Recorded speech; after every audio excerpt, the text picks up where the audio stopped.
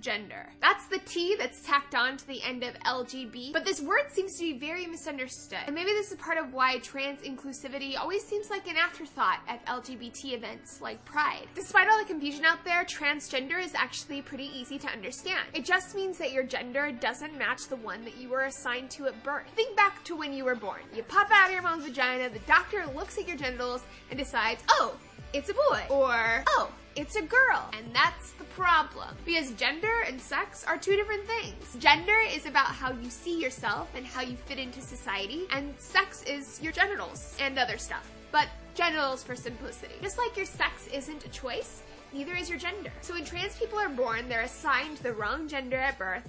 They get a little bit older and they realize, something's not right here. A trans woman is someone who is born with a penis, but is a woman. A trans man is someone who is born with a vagina, but who is a man. And a transsexual is a transgender person who actually undergoes surgery or takes hormones to make their outside match their inside.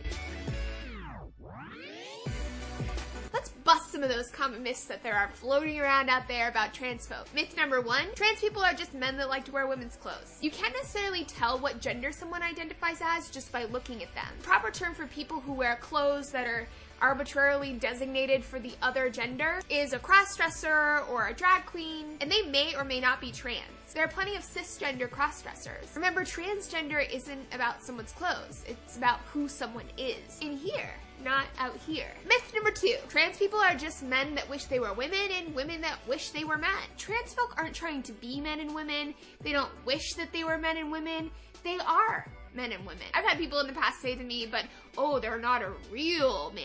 And I'm like, hold up a hot minute. I didn't realize that you were an authority on other people's gender. Myth number 3, trans people are just gay and trying to deceive straight men and women into sleeping with them. Simply being trans doesn't say anything about your sexual orientation, who you're attracted to, who you're trying to sleep with. Trans people are straight, trans people are gay, trans people are bi, trans people are asexual. Gender identity and sexual orientation are just two different things. And being trans has exactly nothing to do with deceiving people.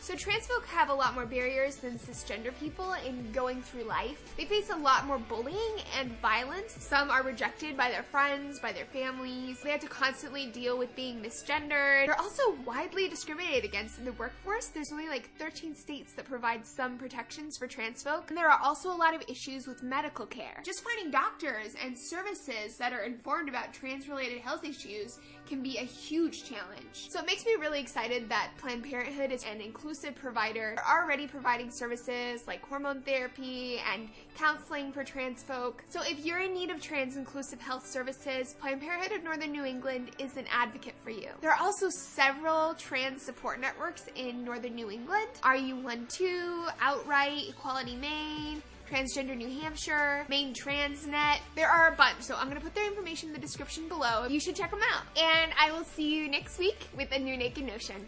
Mwah.